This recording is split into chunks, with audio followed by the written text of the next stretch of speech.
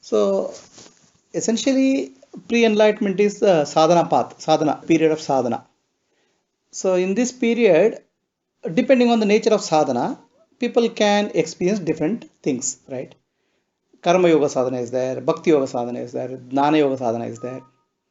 Now, each of these sadhana will is nothing but more and more refinement of the mind, my faculty of mind in some way.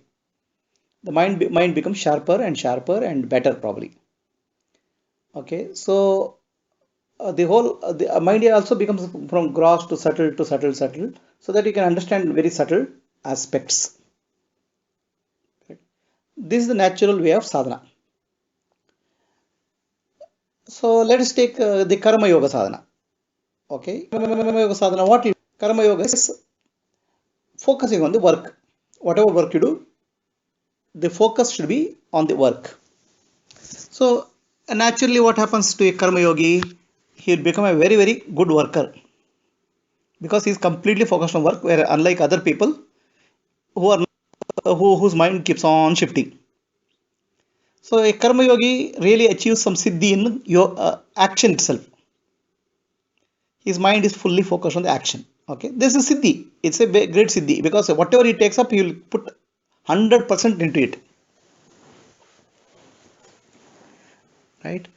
And once somebody puts 100% into it, then his efficiency in that area will improve. Now, for putting 100%, there are many things are told. Okay, for example, there was one in India. There was one Indian went for Olympics. Rathod, he went to the almost finals. In the finals, he missed the gold in shooting. He missed the gold by one bullet. He was saying his experience, right? What happened while focusing for a split of a second, his mind wavered whether I will hit it or not, and the bullet went out somewhere. So even small amount of deviation or chanchalata of the mind can cause disturbance in the result. Whereas karma yogi is really focused on action. Okay, his mind doesn't waver. So for mind not wavering, there are many things are told. First thing is okay, whatever result comes, okay, don't get attached to the result. Karmanye vadikaraste mafaleshu kadachana means you have a right to do, you focus on work, but don't get attached to fruits of thereof. So people mistake it. They think that don't don't expect results. That's not the case. You should focus, hit sharp, focused work. While focusing, you need to know what you want to achieve. But whatever comes, don't get attached to the results. Some right result may come, or positive result may come, negative result may come, favorable, not favorable. But don't get attached to that. What it means is that the karma yogi trains himself for action, doesn't get deviated by success and failure, like what happened to Rathod, right? Even small amount of deviation of mind will result in the defocusing. So now this the ego itself is a block for the action to happen smoothly. But then otherwise action happens on its own. When there is an I am doing and I am expecting something, then thoughts come and it interfere, and the natural process is. Okay, so what you are saying is ego is a block for action. I'll tell you what it means. Okay, in reality, karma yogi or bhakti yogi or jnana yogi or kriya yogi have a ego. Without ego, you cannot perform actions, right? Obviously, there is action. Obviously, there is ego. But while performing the action, a karma yogi is completely focused on the action itself. Then results come. Then you say the results are a gift from God, gift from the universe. Accept it, whatever comes. So that means he's training his mind to be very calm, irrespective of whatever action is. A karma yogi can be a soldier, karma yogi can be a poet, a karma yogi can be a musician. But when he is completely involved in action, but not getting distracted with the result, that becomes karma yoga.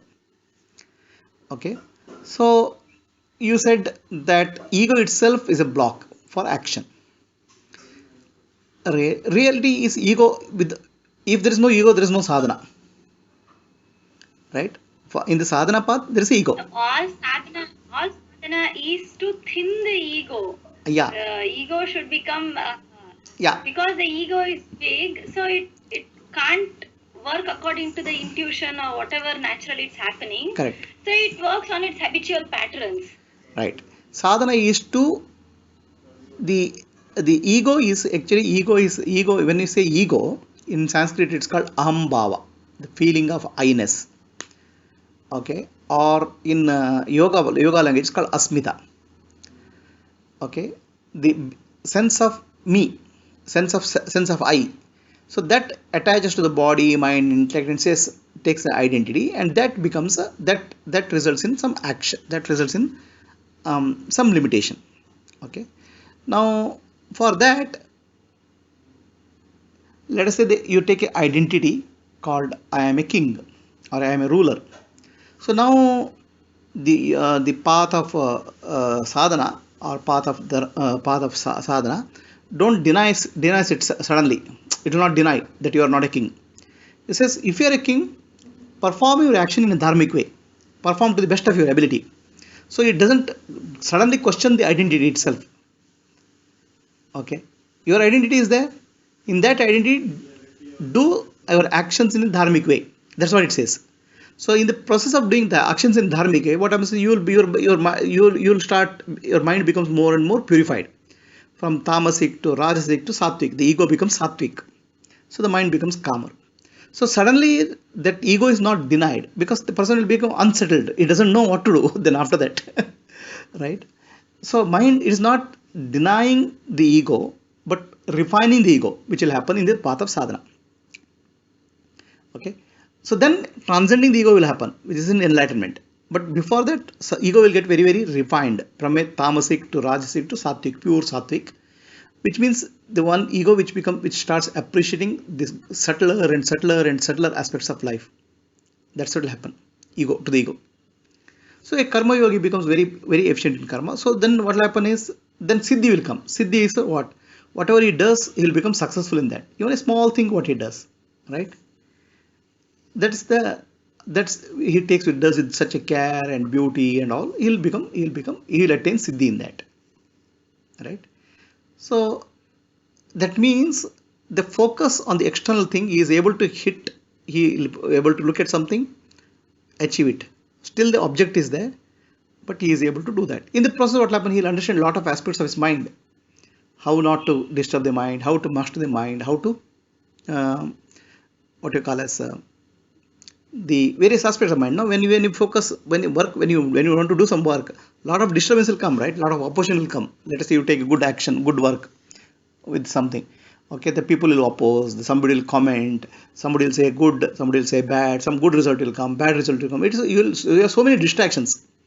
In spite of all these distractions, you will learn how to focus and work. This is karma yoga. So that means he attains a good amount of degree of mastery of the mind and good amount of degree of this action, right? So what the siddhi will what siddhi will come? People will appreciate him. He will get honors. He will get respect. He may become higher and he may attain higher and higher position, right? For example, our Prime Minister Modi ji, right? As a young person, he said he will do service for the nation, and he went and he became Swayam Sevak or as what do you call it? Sevak, Swayam Sevak, which means actually volunteer, right? And he did lot of service, service. Then one day, that all those qualities will add up now. Doing service in any amount of adversity, any amount of difficulty, it will build up a lot of inner qualities, right? A detachment, a degree of detachment, degree of focus, and whatever you do, start yielding positive result, and it will be very difficult force to contain, right? The people will any situation he'll be able to the person will be able to move because he has trained himself for focusing on action. That's what is karma yoga. Okay. Now then there is a kriya yoga. Kriya yoga is more like you operate on the inner nerve systems. inner nerves, okay, and body. I would say kriya yoga, and I'll put hatha yoga, pranayama, all in one category. One category, because people say kriya yoga is a specific special category, but it's not really so. I'll put it in a sense, package where which involves body, breath, and all. So ultimately, when you do, you focus on the body. Okay, when you focus on the body, you understand body is not just physical. Annamaya, pranamaya, manomaya, vidnanamaya. Start moving from outer to inner, right? One pack, grosser to subtle. In karma yoga, what you are doing? Karma yoga, you are making progressively the external world as object. Okay, results are object. When you get a good result, people take it personally. Oh, I became successful, I became failure. So in karma yoga teaches you, don't take anything personally. Okay, everything make it object. When it's object, it won't affect you, right? When it becomes subject, it affects you. So karma yoga, initially you make results as object, then gradually you make doer itself as object. You say, I am not the doer, God is the doer. Like that, doer itself you make an object. Okay, then you transcend that. That's how it is. Progressive yoga is nothing but making what you consider as subject, make it progressively object. So you understand that you are none of the objects, and gradually move into real inner core, which is the real subject. Real subject is Atma, which is actually nothing. In a sense, nothing. Nothing is not an object in whatever sense. Okay. So then Kriya Yoga. Kriya Yoga makes body as object. So body itself, Kriya Yoga is instead of in Karma Yoga, still there is an outer object. In Kriya Yoga, body becomes object, breath becomes object. So master that gradually. So then in the process, what happens is you still move inwards. As you go from outer to inner, to master the inner, master by your body, you have to move inside. Okay, like that you gradually move inwards. So everything, when you move inwards, the outer layer becomes the object. If the outer layer doesn't become the object, then you can't master it. Right? You cannot master the subject. You can master the object. So in the process, what happens? Okay, if you say, "Oh, I am a," I mean, if you have some identity, then you cannot change that identity, because you have become that identity. Only when you step aside from that identity, you can change that identity. Like that, you make body as object, breath as object, mind as object, intellect as object, even ananda as object. Ananda becomes bliss, becomes object after some time. So otherwise you'll say, I am very blissful. That blissful, I have become blissful. That has become subject actually. So now if you look at that, you are neither that also. You'll have to step outside of that. So that's what. Now in the process, what happens? The yoga, Kriya Yoga involves a series of mastery over the breath. Right? Breath mastery and mind mastery, they are two parallel paths. Okay, when the breath moves, the mind moves, and it's easier for most of the people, pranayama based, because you don't have to worry about the mind. So I mean, actually, for example, let us say when doctors have to do surgery, okay, so they give some anesthesia very quickly and then do a surgery. So you don't have to understand what is the mechanism and all. Similarly, pranayama, what is like a surgery quickly, because prana moves in certain direction. It will open up some certain, it'll open and shut some nervous centers. Okay, so then mind becomes calm suddenly, right? Even a simple pranayama will do that. Even anuloma viloma, mind will become calm. Even bastrika, mind will become calm. So now this calmness of mind is actually called manolaya. Mind becomes suppressed. But still people feel very good about it. Okay, it's not that getting mind peaceful for some time is a very great thing, achievement for people. Most of the people, they'll feel very good about it. So well, 2 minutes of mind is, wow, what a bliss I am feeling. It's a very blissful feeling, because mind is always agitated, noisy. So then what they do, they start doing pranayama, which is actually good. In pranayama also, basically there is a as long as the prana is flowing in ida and pingala, still mind is outward or inward. So only when it starts flowing into sushumna, the mind, the innermost channel, you will start entering into a state of samadhi. Okay. Now Is it that by birth person has come with certain amount of energy and then he has to spend it then only he will become silent to go inwards. Is it so? It is not that a person has come with the energy, it has come with the vasanas, impressions. Okay. So that's what, whatever he has to fulfill or express. Some the impressions are there, no? You come with the baggage, right? So it's like the coming with the impressions like coming in a like a what do you call it, a vehicle which has picked up some momentum. So it will keep on moving in that direction until it meets an accident and then so decide what to do next. Or suddenly somebody says, okay, go in another direction. So until that point, you keep on moving. It's like momentum will be there. Then you change the direction, right?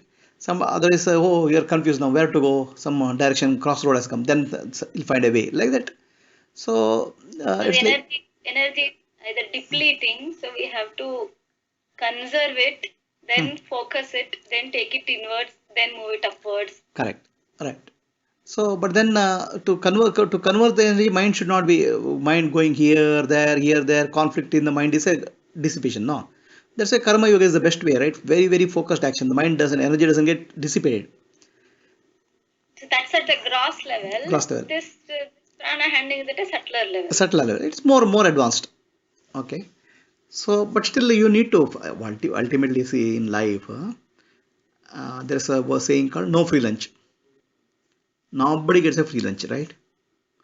Even the president has to do some work every day.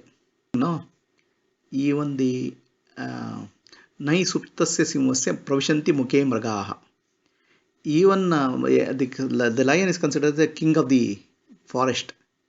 Okay, now king of the forest, I am the king of the forest. I don't do any work. You don't work.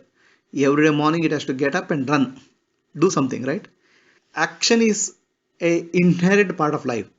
Then better do it in a very focused way. That's all simple karma yoga. And also with a detached way and with a sannyasa way, with a Ah, renounced way. yeah, focus on the action. Do for the action for best result with the best motivation, with a higher motivation. Do it because nobody can survive without any action. Okay, so you're, let us say there's a 24 hours, 8 hours goes for sleep. Let us say, no, I am doing a great sadhana. 2 hours you can do sadhana. After that, food for survival and all, who will give you food unless you do work? So as well, you convert that work into a sadhana. That's karma yoga, right? So whatever we are doing can be done as a karma yoga. Whatever we are doing. You have no choice but to do, no? Who gives any choice not to do? Even people who are in the prison also, they are supposed to do something, right? So then as well do it in a way so that mind becomes calm and peaceful. Then you need to take care of your body every day. People go to gym, people do exercise, right? So that exercise and gym and all is converted to yoga. Even that period you convert into a mastery of the self. Compared to a gym or something, in gym you must have seen people when they're doing gym, right? They keep on running thread machine, but plug in that mobile phone into their ears, keep on listening some music. So mind is still outwards. Whereas in yoga, mind becomes inwards. Okay, understands the body, understands the mind, understands the breath, and gradually master the breath, move the breath in subtle way, subtle channels to the Sushumna Nadi to attain. What happens? And this is a more quicker way compared mastery of the mind, right? Mind itself is controlled by the prana, and vice versa. So mastering the prana is very simple because more technique. Okay. Then what happens is here that as the prana enters into higher channels, higher centers of the mind, nervous system, which is let's say Adna Chakra and Sahasrara, subtle aspects of life opens up. Because Adna Chakra is the center, third eye, which is actually there is something called pineal gland, which is more sensitive to light, photosensitive. So it's sensitive to energy. So people may be able to see the distant, remote things. People may be able to see past, present, and future. So like that, some of the siddhis will open up. And also you start experiencing the world as a more at an energy level rather than a physical level. So there's a more feeling of connectivity, oneness, and all those things will happen in a what you call as Kriya Yoga. In one talk, you have told they see three colors of light, that is black, Right, white, and red. right. Sorry, red, Right. black, white, and purple. Purple, yeah. That's the violet. Yeah. So this is So nothing but natural spectrum, no? Violet, indigo, blue, green, yellow, orange, red. Okay. So but even black, yeah, black. black is actually you are going beyond you're attaining you're reaching that what you call as a causal state. There is not nothing visible there. Okay, purple is not really purple of the violet color, but it's actually beyond that this thing. It's called Turiya. Okay, so now this is when I say this, these are not mandatory. I'm saying this is what can open up. Okay, not that everybody has to go through this and No, everybody has but to, just justify our experience or to know what means we are means I am experiencing. So means if I am seeing violet color means what does it mean? violet color means you are going to a very subtle state of the mind. Sukshma. Then It could be Turiya Sharira, Turiya, that fourth body, or beyond three states. still I am aware of my body. I'm still aware of all the sounds around. I'm still aware of everything. But Yeah. my mind is zoned Awareness is out and such that see the what I'm saying is awareness means it's like a general light, right? There's a what you call as flashlight and general light. If you switch on the flashlight, only what is there in the flashlight area you will see. Awareness is general. Awareness, when you are aware, you will be aware of many things. It's not that one thing will disappear from your awareness. Okay, but if you have to the everything else has to disappear from your awareness, then you have to catch hold of one object. It's not general awareness, then it's one focused object. So let us say you are intensely focused on something, so then everything else will be forgotten. There are two types. One is focused awareness is called attention, or a general awareness, right? In a focused, for example, let's say, oh, the music is so beautiful, I forgot myself. Okay, you can say that. Then you will not understand that there is somebody else in the room. Everything is forgotten because you are so intensely involved in that intense involvement. Okay, or intense awareness. In that awareness everything will be visible. Also you see the subtle level of aspect of reality. That subtle aspect of reality will appear as bindu, nada, spanda, vibration. Okay, so now it's as if you are experiencing the universe at a subtle deeper level. so I think that's even the not even the first door or first step. I think the little bit what light or little bit vibration I'm experiencing is even the lowest level. I think, but how to progress from there? No. See, the progress from there, any progress has to be ultimately clarity, has to be there, intellectual understanding. Experience itself is nothing.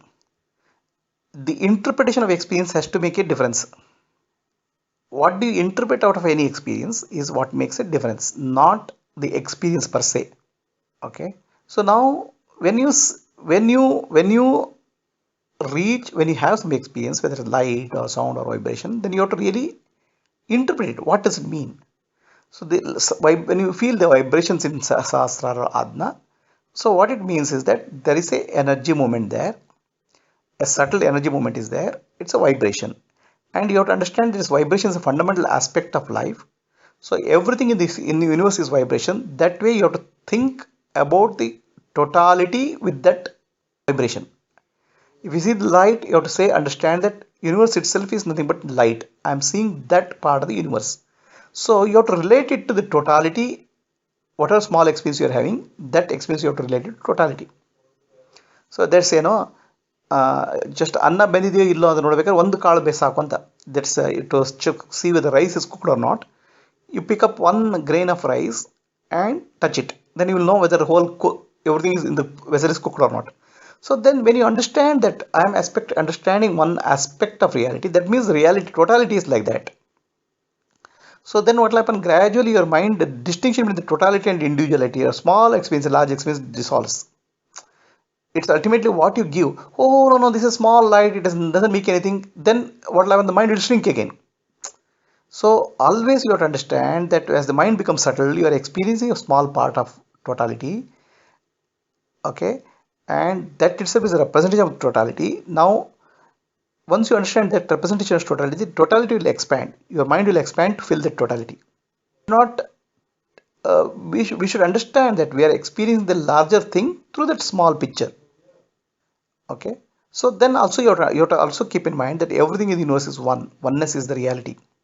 So in that as you do as you with that interpretation, with that faith, you sit gradually your mind expands to fill up the whole totality becomes your living experience, that like as God, Ishvara, or whatever is that, right? So still Asmita is there. This feeling of individuality sense is there. You have to go beyond Asmita. But then in the Asmita stage only God relation can happen. God relation is a lower level stage compared to a self relation in that sense. Okay. So beyond that point, what happens? You go beyond Asmita, beyond this self, individual self. Okay. Now what happens if people take in a bhakti path? So these people are more attracted to kirtans, bhajans, prayers, which is also a natural because a path of love, and human beings naturally have a tendency of identifying with the body. When you identify with body, God also takes a form of body. Okay, it is much more easier to conceive for most of the people the divine in the form of a body, a individual, as a mother, as a father, as a lover. So that identification is what is there. Still, the mind is gross only. Okay, then you'll have bhajans. So now what happens is that it's very easy when something is objectified to appreciate the qualities is very easy. So now God is, even though is subject, is objectified. Okay. So if it is a subject, you can't appreciate the quality. Say for example, let us say uh, your eyes can never. Huh? Before finding the sugar in me, before finding that I am sugar, so Ah, I want to taste that sugar. ah, That sugar is something outside, and I ah, taste it and I enjoy it and other what things. happens is that it inspires, no, the qualities will inspire you. See, for example, eyes can see black light, color light, white, red, pink, everything you can see, appreciate because they are objects. But eyes themselves cannot see anything. Eyes cannot see itself. So that's what I'm saying. Divine is glorified as an object. Okay. So when Rama becomes an object, a person. So then you can magnificent understand the qualities of dharma in a magnificent way. When Shiva becomes a person, so then oh my God, Vairagya, detachment is like that. This is how it is. That qualities and appreciation and glorification becomes much more simpler when there is an object. But the moment it becomes subject, then the glorification stops because you can't distinguish, right? So most of the devotees, bhaktas, they would never like to become they would not, never like to have God as a subject. So they want to object. Then there's a lot of joy, tremendous amount of bubbling energy. Okay. But that was Inspiration. still mind going out. So Yeah, it is going out only. It's going out only. But what happens is that once you then getting purified bit, ego is in a ah surrendering state or whatever. But ah jnana, without that ultimate this thing, then anytime it can again sprout. correct. In bhakti also mind is outgoing. Okay, but then there is a purification will happen. You start developing the qualities of your Ishta Devata, the deity's qualities, right? Whatever qualities of the deity you will start imbibing in you. So there is a purification happens. Of course, until you really go inward, you can't attain enlightenment. But most of the people get satisfied there only. Okay, and in such devotees, if the mind becomes refined, sattva guna, really sattva guna, their mind, the subtle sense opens up. Again, the third eye, I would say. So in that third eye, when it opens up, they can see the deity manifesting. Okay, it's a real experience because you can able to see at subtle level, energy level. At the energy level, at the physical level, the physical level, the manifestation is difficult. But at the energy level, it's very easy. So the deity manifests at the energy level, and he is able to see and experience because of the third eye, which is light sensitive. But other people cannot see, and he can interact with the deity as if he is other person. Right? This is what happened to Ram.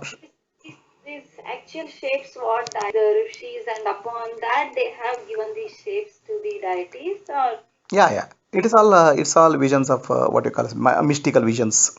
Ganesha is in that form only. The Ganesha they saw in that form. Okay, so that's why they gave that form.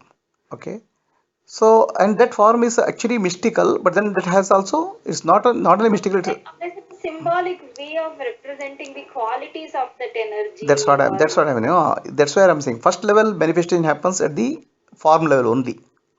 Then you go deeper into the form. That form will open up more inner, reveals inner truths. Ganesha will open up himself as universal intelligence as you go, as mind becomes much more subtler and subtler. At certain level of subtlety, that is how you see the visualize or experience the God. is really Brahma's four faces, or just to say that the four Vedic knowledge combined together is No, no, no. creating that energy? I'll tell you other way. Okay. So there is, it is. I mean, I'll tell in another way. So Einstein discovered that energy is mass is nothing but energy. Okay. So now he says mass is nothing but energy. Nobody will understand that. Not even another scientist. Then he puts an equation called E is equals to mc square, a formula to represent what he has understood. Now E is equal to mc square, even a child will understand. Okay, this is the equation. He'll put some numbers and he'll understand.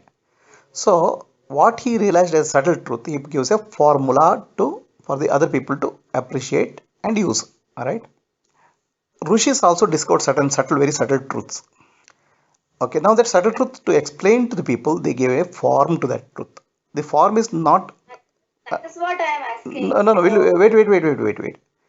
Okay, so Rishis gave a form to that inner experience to explain to people.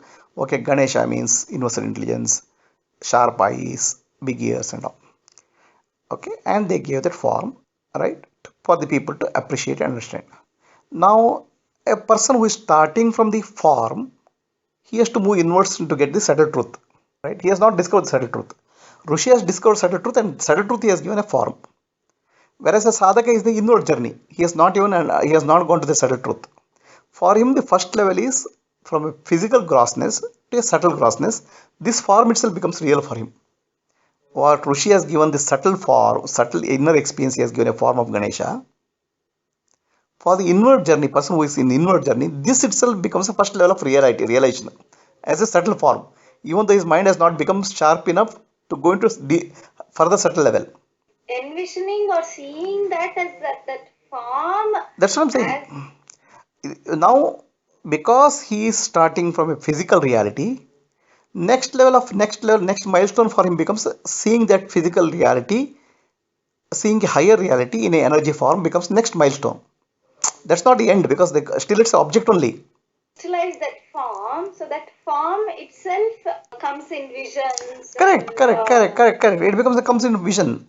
So it become see the thing is the inner truth is not realized. So then gross he is still in the gross world. Gross world is becoming subtle world. When it comes to subtle world, what Rishi has given that form becomes a reality for him at the energy level. Okay. So now gradually that reality also go his mind becomes much more subtle and he starts realizing the inner truth of that form and goes to the realization what Rishi has. So from Rishi has a inner realization which he gives outer form. For a person who is realizing that outer form becomes the first milestone and then he goes to inner form. I understand, but I'm telling is the form means when we meditate or do anything like Ramakrishna Paramahamsa talking to Kali or Kali appearing. So if whoever invokes Kali, Kali will come in that form. See okay, now let us take it this way. Okay, Rishis gave a form to Ganesha, which is actually universal intelligence. Right? So they gave a form and the inner experience they gave a form. Now you ask millions and millions of Indians. For them, Ganesha is a living deity. It's all on faith and belief. No, It's I'm saying fine. that has gone What is the into. reality? No, I'm saying that's what I'm saying. There's nothing called reality. Every level of reality will change.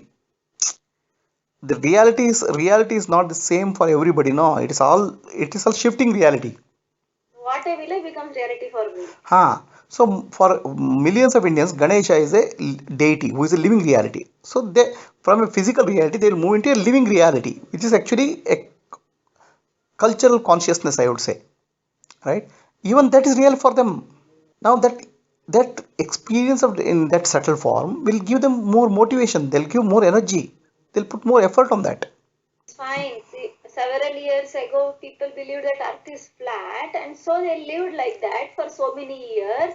But what was the truth was different. What people believe, maybe they will believe for centuries or whatever it is, that is different thing. But reality never changes. Only for that moment, that culture, that era, that may be the reality. No, see what I'm saying is that these are not done as a blind faith. These are given as a path, so that from a grosser to subtle you have to move. So now if Einstein didn't give a E is equal to mc square equation, nobody will understand this thing. Nobody can understand, nobody can apply, right? So it's given as a method. Then you can't say E is equal to mc square is not reality. No, I'm just asking, suppose now Narayana is always sleeping on that snake. Form always persists, so it's a symbolic representation of the state of consciousness in that state. See, this what actually you are actually what I'm telling you, you are missing the point. Now E is equal to mc square is reality or not? Is it reality? Use the technologies to bring that reality to technology and apply it and use it. Same thing is all God's forms. For E is equal to mc square is people use it, people apply the formula, they use it for all day-to-day applications, because that makes their life simple. Otherwise, they can't understand the abstract concept. Because Forms they have are been crystallized in that way. correct. The forms are real and crystallized in that way. Okay, but whether they are absolutely real, they're not. They're relatively real, and that relative reality will move you one step ahead of your gross reality. From a gross, you are moving into subtle reality. But is that the end? No. Then you have to go further, down, deeper. Okay? You have to realize, ultimately you have to drop the ignorance and understand there is this that subtle, the subject object relationship, me and God separation, all those things have to drop. But suddenly people can't do that. Mind cannot become from gross to suddenly can't go to subtle at all. How will it go? I can understand. Okay. So now for that, the object which rishis have given with a very higher vision, this is a mystical vision. So that's why it is for millions, thousands and thousands of years that form is really real for the people cultural consciousness, because it's not done as a marketing tool. It's not some randomly is done. It's not done something randomly. Something which has a long lasting usual long lasting impact is what is given in the consciousness. It's like given as seed. Okay, for now, how many people will know all this inner reality? No, people don't know. No, so for them, what I have a trouble in life, Ganesha will help me. So that's where they start Vigna Vinashaka. So for them, Ganesha in that form is reality, and their experience will tell them, oh, my problem troubles are removed. So that's where they develop that relationship with the deity, and then there is a desire to understand more and more. Then they from gross to they move into subtle, then go to deeper. Okay, ultimately the deepest level all those may disappear, but then you can't suddenly jump from one level of reality to another level of reality.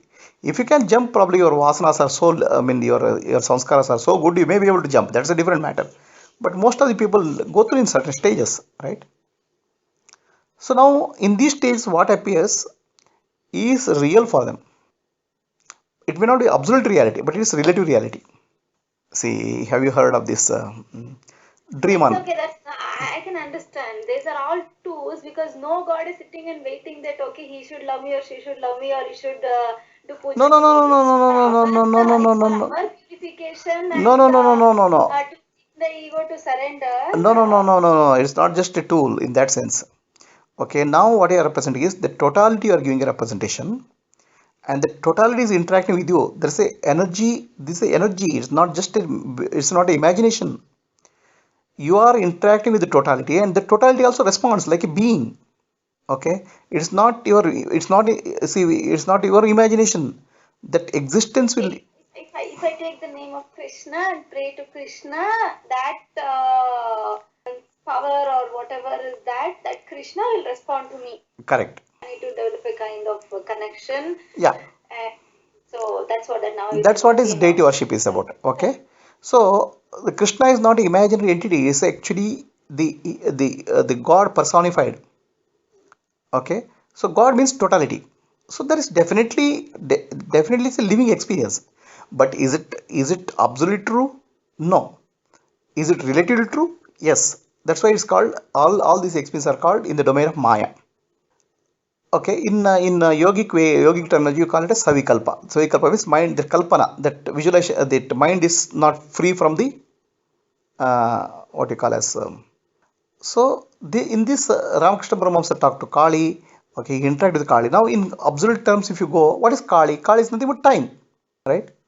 The time principle personified appears like Kali to him. Now there is a relationship also. He can talk, he can interact, and lot of higher truths are revealed because that's a at that level of reality it becomes real. For example, I mean, I'll say in this way. In dream, we talk to somebody, and other person is very real in that stage. Okay, so in this Savikalpa Samadhi also, when the God deity manifests, you have a very real experience of that deity. But if you ask, is it absolute reality? No. But has it impact on the individual as a purifying effect? Definitely yes. And these are not imaginary or anything. These are done with the real intention, right? Einstein wrote E is equal to mc square equation to make all the people understand very clearly this is how reality is.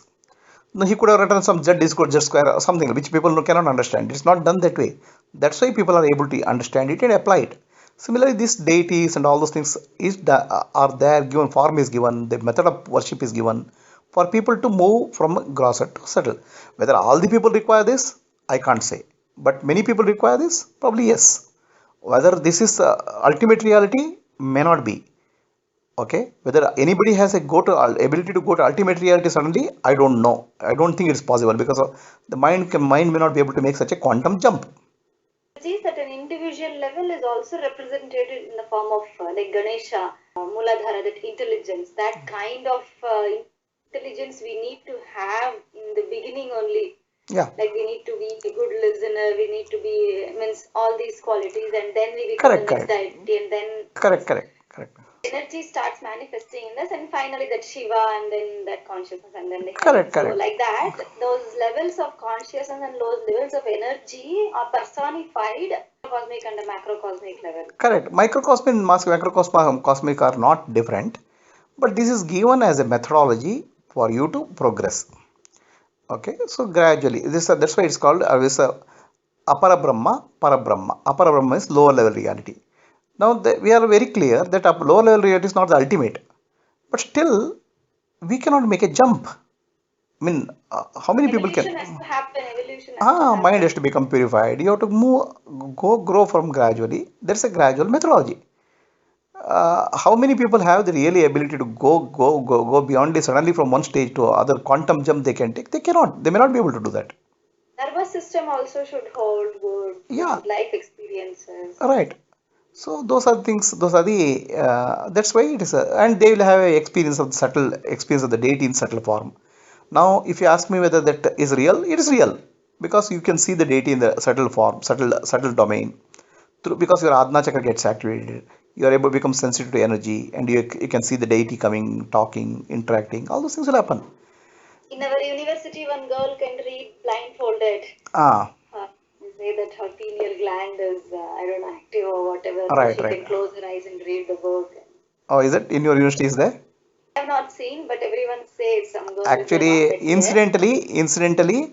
incidentally, actually, I was opening my Gmail link to show you one girl reading blindfolded, pineal gland opened. I have in my email account already there. I wanted to send the video of that girl to you right now. And in Nityananda's ashrams, he Mm. has been training several kids, people to read blindfolded. So that video I wanted to send you right now. Actually, it was I had opened the video in the other window. I wanted to send you. This is how that energy, subtle energy works. I think I was dreaming one day and I was closing my eyes and I was operating my phone. I think, I don't know if it was in dream or what, I don't know, but I could see the screen and everything. Maybe it was in the dream that I was operating my phone or closed my eyes. I don't know what, some kind of that experience. No, no, no. See, don't question these experiences. Okay, don't deny this. No, This. that was in the dream. So the dream, I'm closing my eyes and then I'm operating the phone. Something maybe I had thought about that and then slept about that or whatever. Okay. Anyway, what I'm But saying is, possibilities are there. yeah. Anyway, these are all energies. No, you become aware of the energies, right? So that's how life moves on.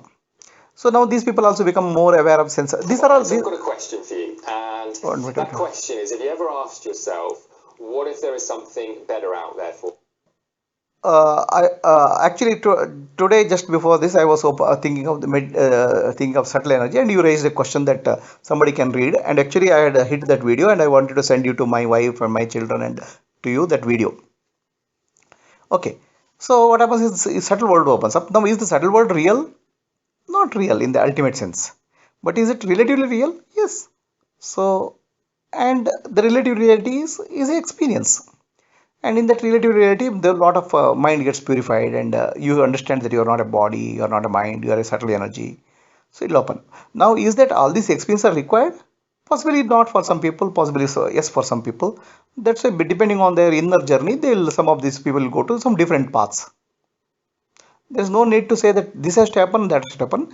Ultimately, as your energies get refined, more and more subtle world opens up. It may be a quantum jump, or it may be linear, it may be progress in some steps. You have to trust the universal intelligence for that. Hmm. So Dana, what will happen? Dana in Dana, actually the Dana is basically understanding that I am Brahman. Okay, that's where it starts. I am supreme reality. Now the problem here for most of the people is what is I and what is Brahman, both are vague. Aham Brahmasmi. Okay, I am Brahman. So now the question always starts: what is this Aham? What is I? So you start getting the root of the problem straight away, right? So start, and what is Brahman? This is a constant contemplation, and which leads to intellectual prevision. Then it's always becomes a elimination methodology. So Aham Brahmasmi. For this body is Brahman. No, no, no, no, it cannot be. Oh, is this mind Brahman? No, no, it cannot be. Is this intellect Brahman? No, no, no, it cannot be. Then something more than intellect or consciousness. So consciousness and Brahman, are they different? Like that questioning. So it's a process of elimination. Ultimately, you will arrive at a clarity. So now in this what will happen? In this process what will happen? The intellect becomes sharp. Understand? The person, because he is applying his identity, is questioning and refining. So now his intellect becomes sharp. That means when he is dealing with the world also, his intellect is sharp. May not be for success in business, but any person, other persons when he interacts, he understands the person intuitively, because it's like what I will say. I'll always give the example. No, if one person has repaired a car, okay, he can repair any other car also, because all the gear, steering wheel, the brake, everything is there only, right? So in that sense, now he is working on himself, trying to understand himself. Now, because in the process of understanding himself, he can understand anybody else also. Like says Grahitri Grahana means it lies splits. If it is not a prism, it is a plain mirror, then whatever is there is just seeing, because my mind is now purified. Yeah. So the person sitting in front of me, his mind and my mind is not different. Right. So whatever is in my mind it reflects. Correct. So if my mind doesn't interfere and distort it, Correct. then what's coming will be in line with what is in his mind. Correct. Basically, yes. Because everything is consciousness. Only before I was identifying only with my small mind. Now because that identity is not there, then whatever is there in that atmosphere consciousness or whatever I put there. Correct. Is basically I would say the mind has become you have become subtle, very subtle. Okay.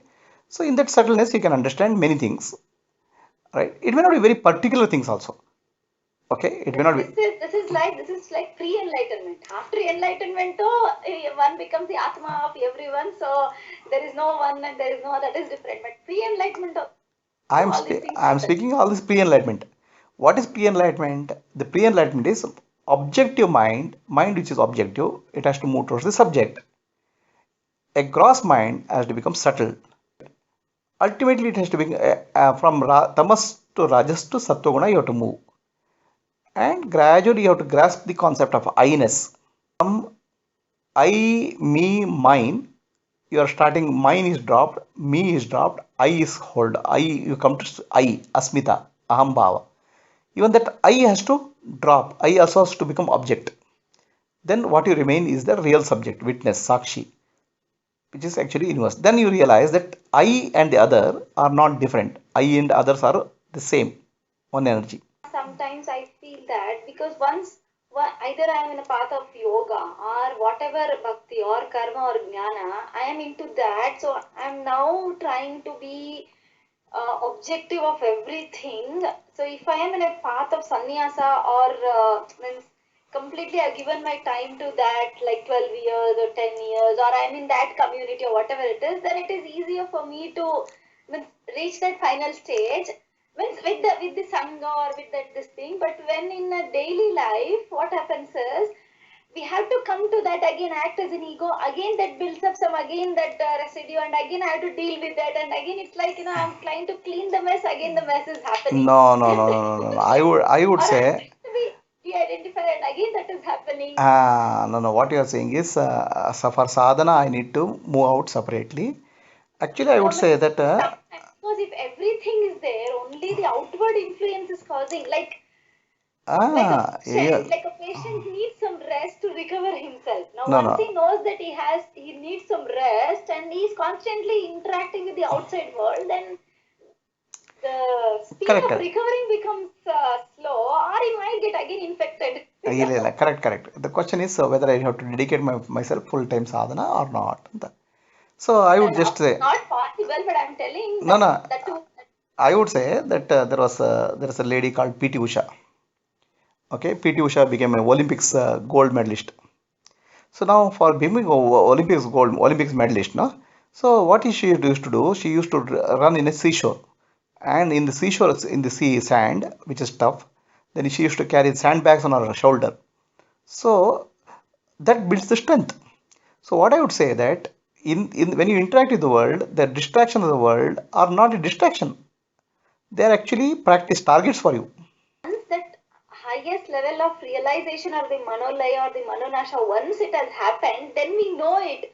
But before that being happened and we are put into that, then what happens is, No, no, no, no, when the nothing, feedback nothing. never They is are happening, all what is required for your we life. may That's why feel, you're. oh, I'm not progressing, nothing is happening, No, no, knowing no, all no, that I'm still foolish as like that. no, no, no. It is not like that. Every step is every to climb Himalayas. You can't. Nobody can climb Himalayas in one step.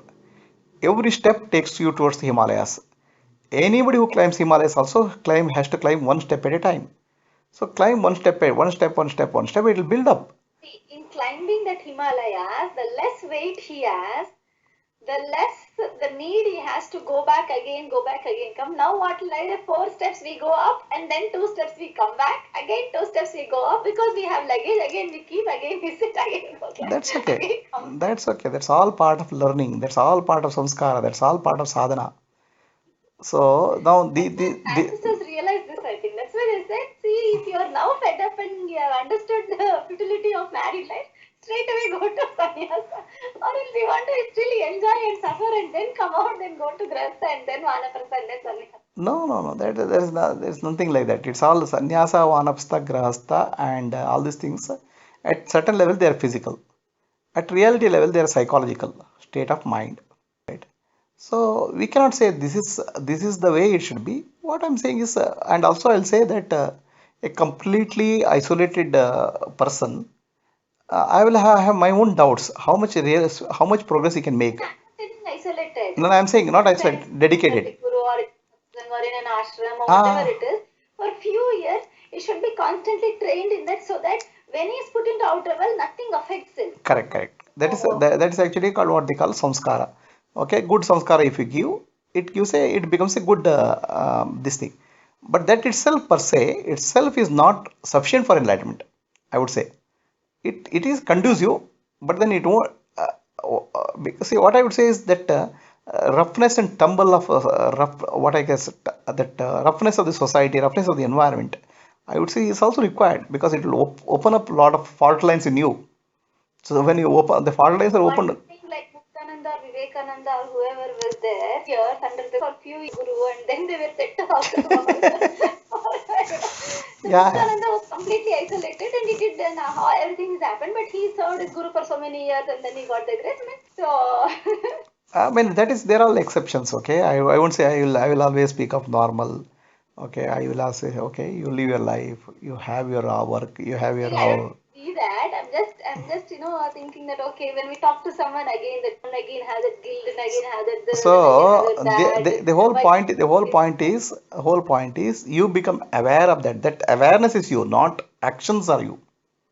So, oh, I missed this. That awareness is Sakshi. Because of Sakshi only comes. So, again and again, you have to bring to self awareness. Wherever you are you in a war? Are you in a peace? Anywhere, again and again, you have to come back to self awareness. That's all. Nobody has a choice where they are, whether they're in warfield or whether they're in a ashram. There's not much of choice. All this comes because of built up samskaras. So, wherever you are, cultivate that awareness. So, always go back to the I. So when the mind gets distracted, then you come to know, oh, I became aware. Why did you become aware? Because of Sakshi. Again and again, learn how to go back to Sakshi. Simple. In that process, that Sakshi, because more and more Sakshi awareness builds. Spend some time in meditation, sometimes in satsang, sometimes in teaching. So the mind will become purified. There is no, I would not say that there is a one quick shortcut and taka or the way you can do that. It requires a maturing. Okay, the maturity will come, and when the maturity comes, it comes naturally. You don't have to, you cannot force somebody to mature fast by doing, okay, somebody, there are many people who go to ashram and stay in ashrams. Will they mature? I don't know.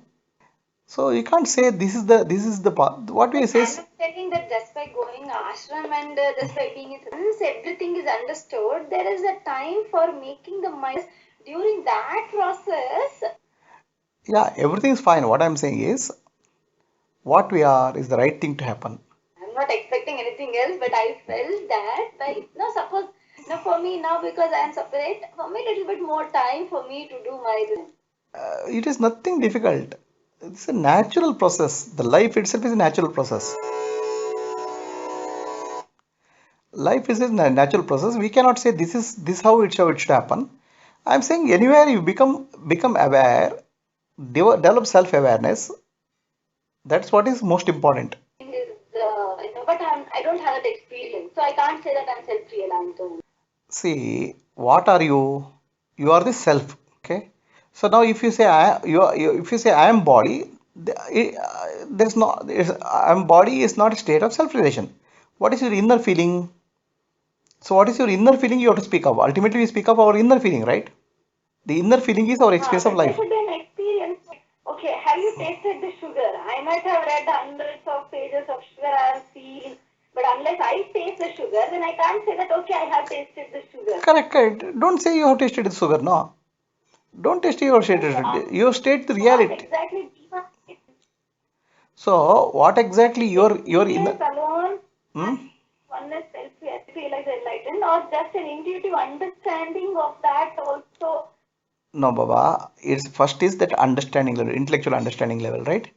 The moment intellectual understanding is there, it doesn't. It is not necessary that your living experience is that, because some vasanas and samskaras will be there. What you should tell them? What is your inner experience? What is your inner feeling? That only you have to tell. What No, is I it? don't feel I'm self-realized or So enlightened. then you say I have not self-realized. That's what I'm talking. Then what is self-realized and enlightened then? No, what is self-realization enlightenment is that when you see that whenever you interact or day-to-day life, you feel your inner experience. I am not the body, I am not the mind, I am not the intellect, I am consciousness. Like an experience should happen for that. It is not an experience. It's a reality. It is not an experience. Reality is not an experience. Something has to happen, isn't No, it? something has The to things happen. are No, no, stated. something has to happen means that ignorance has to drop. Ignorance to drop, either has to drop. When the ignorance Something drops, is happening. yeah, but then all the sadhanas are like that only, no. So you do breathing practice, then mind becomes silent. Oh, this mind becomes silent means I'm not the mind. I'm observer of the mind. I'm sakshi. Like that only it will develop. Suddenly we can't. Suddenly a child cannot start walking and running. Okay, and then if the child starts every time child falls, oh, I'm not walking. If you start child start crying, it will never walk. Every step is a movement, progress. Every moment of peace is one level of closer and closer to the self, right? Never we should what I'm saying is uh, negate any experiences which are making us more peaceful. Peaceful or not, but I'm becoming more sharp and Yeah. what do you say? No, sharp means tongue slashing sharp. Okay, whatever is that. Harshness and something, I don't know what. Whatever is that, you continue your sadhana. So it is ultimately you becoming more and more aware of yourself. Everything what you call as yourself is not yourself. Everything you call as me is not you. They're all objects. Ultimate me is nothing. So gradually you have to move towards that. And that can happen only when subject becomes object.